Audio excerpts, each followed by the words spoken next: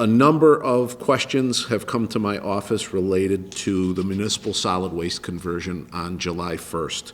So on behalf of the town of East Hartford, subject to this council's cleanup of anything I may get wrong, we are moving to a new municipal solid waste collection system on July 1st. The new vendor is All American Waste out of South Windsor.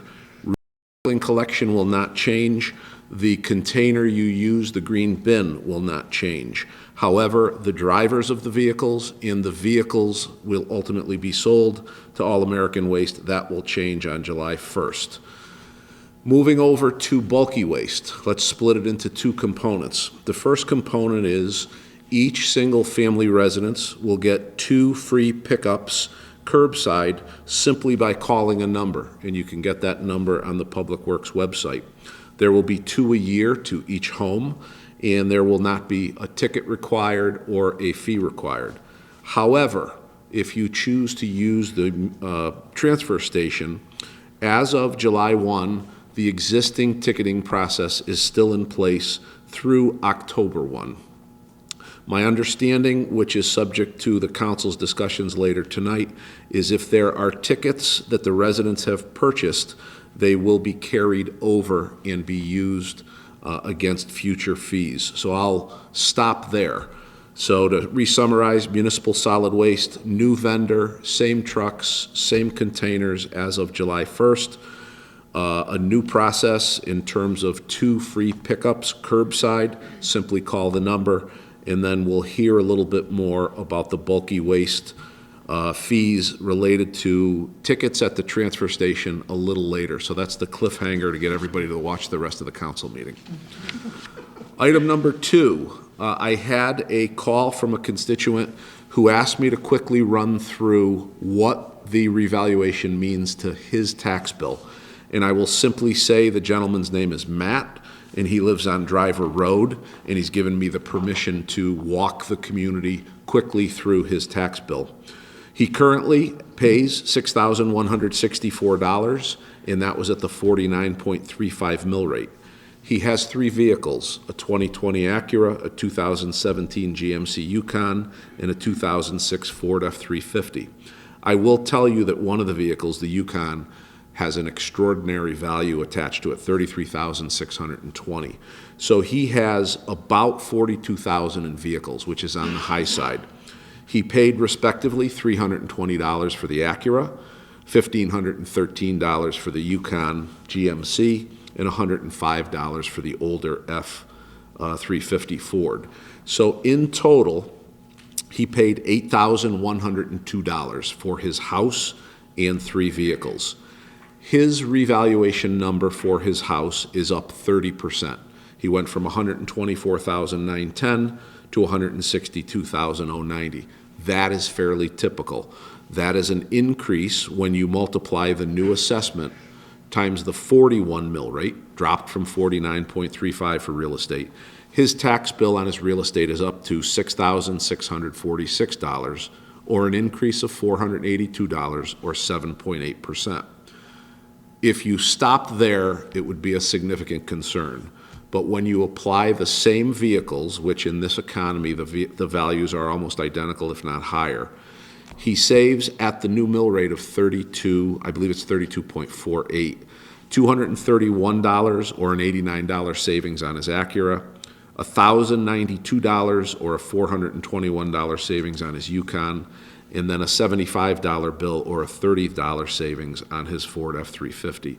So at the end of the day, compared to what he paid today, he is $540 of savings on the cars against a $482 increase on the home, leaving him with a lower tax bill of $58 year over year. But let's go a little step further. In Matt's case, he will receive a $300 credit on his Connecticut 1040 when he files in 2023. That's an additional $300 for property taxes paid to the East Hartford location. Additionally, Matt has 2 children. Should he choose to take the child tax care credit, he would receive an additional $250 per child, or $500 in total. At the end of the day, when you combine lower local taxes of $58, the credit of $300 on his Connecticut $40 in the $500 child tax credit.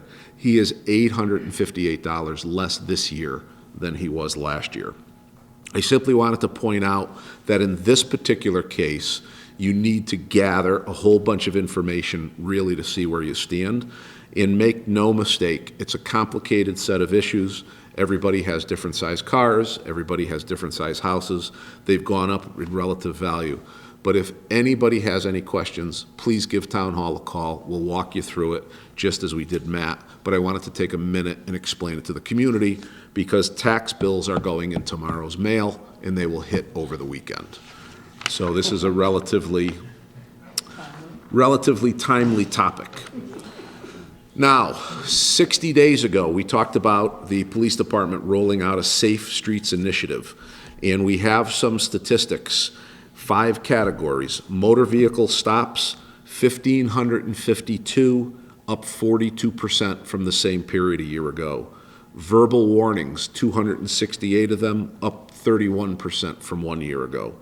Written warnings, 157, up 423% from a year ago. Summons or tickets written, 265, 65% increase in 1 year ago.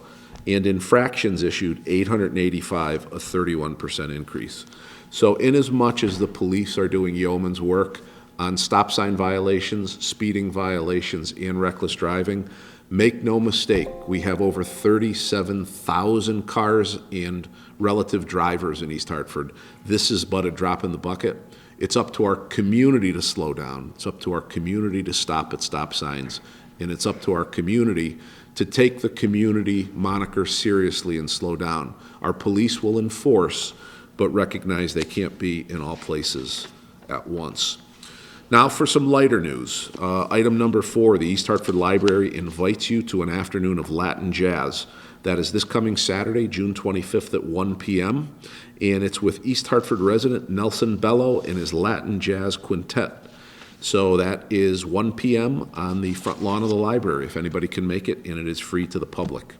Item number 5 is the state champion East Hartford High School Hornets are running a basketball clinic over the summer. And it's Parks and Recreation who's excited to announce that Coach Mayette and the Lady Hornets are running it, with the Lady Hornets to strengthen fundamental basketball skills, develop leadership habits, and build confidence in an energetic gym. It is $100 per week. There's a series of weeks, July 11th through the 15th for ages 5 to 9, July 18th through the 22nd, ages 10 to 12, July 25th through 29th, ages 13 to 15. There's a limit of 40 per clinic to ensure a high-quality instruction. So go out to www.easthartfordct.gov, Parks-Recreation, or call 860-291-7160. Great program, Lady Hornets, wonderful opportunity for the community to come together to support that. Item number 6, sign up for summer youth tennis with East Hartford Parks and Rec. The resident fee is $24, and we will teach children K through 2, grades 3 through 5, and grades 6 through 8. Also go out to the Parks and Recreation website to enroll for that. Starting this Thursday, East Hartford announces the Sounds of Summer concert series at Great River Park. We start off with an excellent band, Shaded Soul. That's vocal and instrumental variety, and that's run by Renee Prescott. There will be no concert on the 30th, but Soul Sound Review comes to the Riverfront July 7th, Sound Pipers on July 14th, the Alvin Carter Project on July 21st, The Score on July 28th, and East Hartford Night on August 4th. Again, all free, promoted by the town of East Hartford, Pratt & Whitney, and the community in terms of Fine Arts Commission. Item number 8, also for those people who say, what's there to do in East Hartford?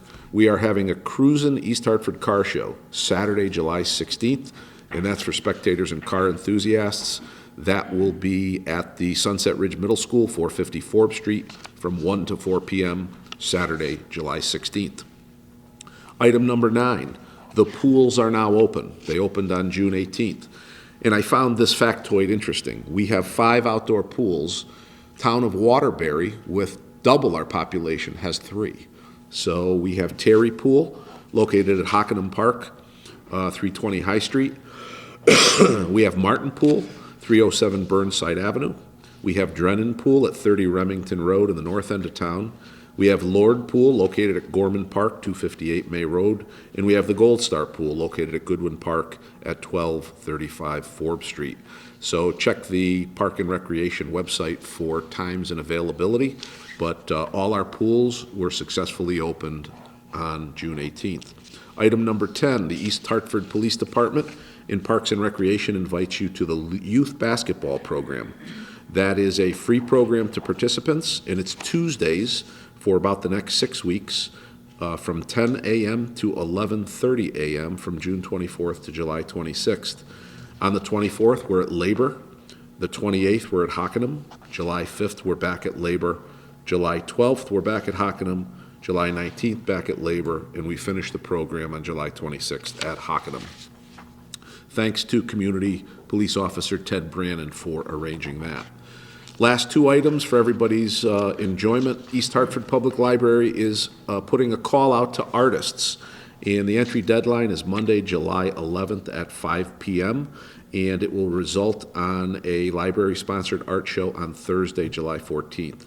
So check out the East Hartford website with respect to the library if you are indeed an artist and wish to participate in the call. Last item, East Hartford implements new food truck regulations, and this went out by mid-afternoon, and there was 88 shares as of about 10 minutes ago, so this happens to be a popular item. There is a set of new food regulations as the town council. We appreciate the help to open it up to our residents who operate food trucks. The hours are Sunday through Saturday, 9 a.m. to 6 p.m., and it requires a visit to our health department or at least an online visit so that you can be permitted appropriately. And as I said, this seems to be a welcome accoutrement for the community. So again, on behalf of the administration, thank you for the indulgence.